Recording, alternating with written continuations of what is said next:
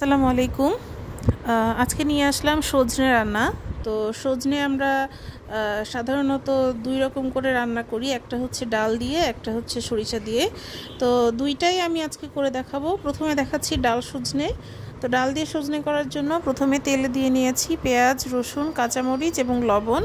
এগুলোকে একসাথে একটু নাড়াচাড়া করে ভেজে নিয়ে এর মধ্যে দিয়ে দিলাম তেজপাতা এবং পরিমাণ মতো জিরা।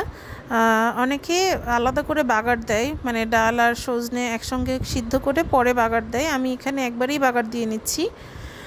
তো এখানে আমি মসুরের ডাল ধুয়ে একটু ভিজিয়ে রেখেছিলাম। এরপর ডালগুলোকে দিয়ে দিলাম। ডাল দেওয়ার পরে এটার সাথে অন্যান্য যে মশলা আছে সেগুলোকে দিয়ে নিব। তো এই দেখুন, এখানে অল্প একটু পেঁয়াজ বাটা 1 চা চামচের মতো, পেঁয়াজ বাটা 1 চা চামচের মতো, আদা রসুন বাটা দিয়ে নিচ্ছি। অনেক সময় হয় কি সজনে দিয়ে একটা গন্ধ লাগে, এই কারণে আদা রসুন বাটাটা দেয়া। অনেকে আবার সজনে খেতে পছন্দ করে না, আবার অনেকে পছন্দ করে। তো যাই হোক, এইবার আমি এর মধ্যে অন্যান্য মশলাগুলো একে একে দিয়ে দিব।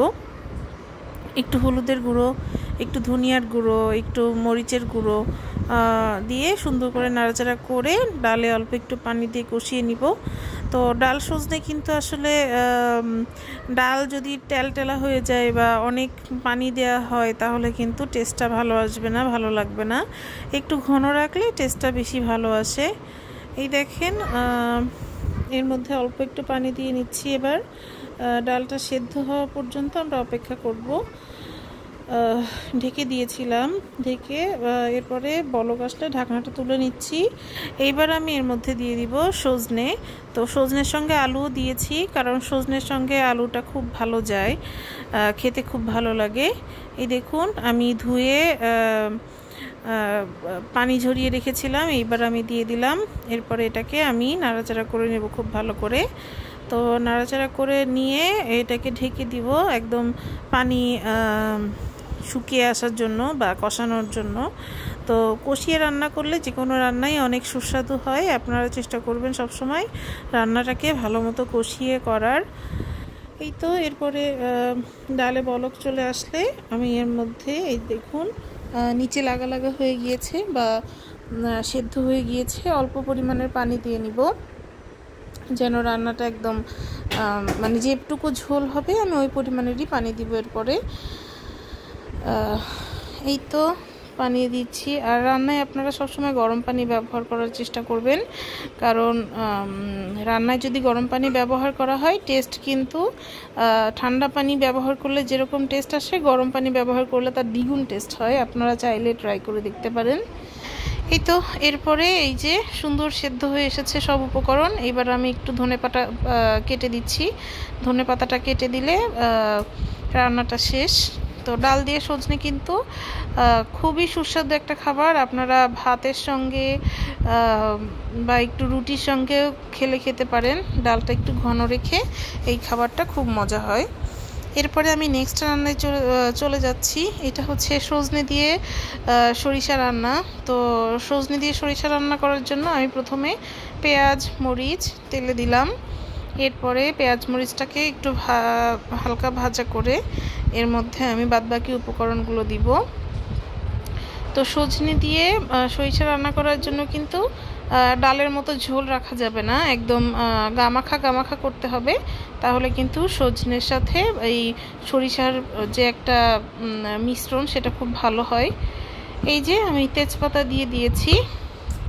তো তেজপাতা দেওয়ার পরে এখানে আমি লবণও দিয়েছিলাম। এরপরে আমি দিয়ে দিচ্ছি পরিমাণ মতো আদা রসুন বাটা আর অল্প পরিমাণে পেঁয়াজ বাটা দিব।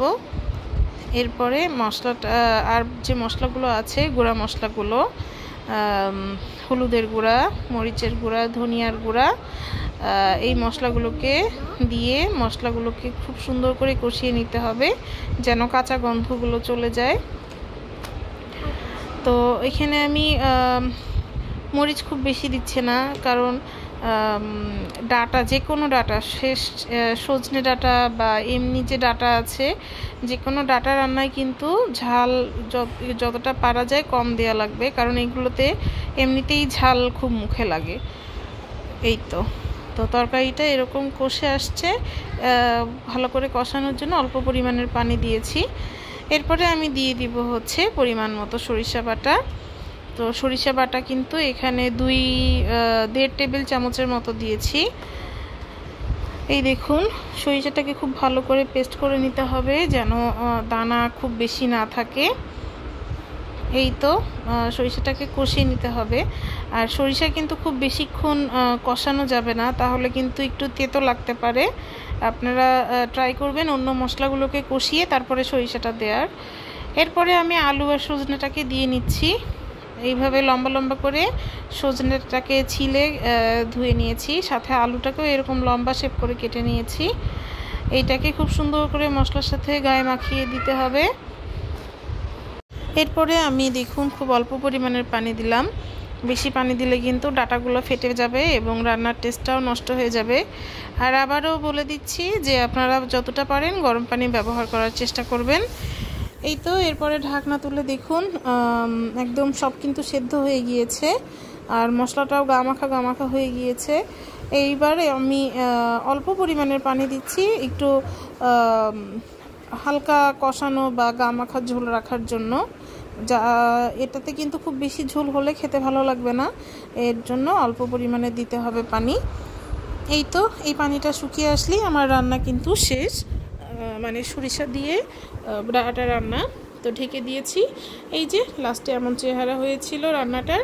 কার কোনটা রেসিপি ভালো লাগে কমেন্ট করে জানিয়ে যাবেন। Thank you.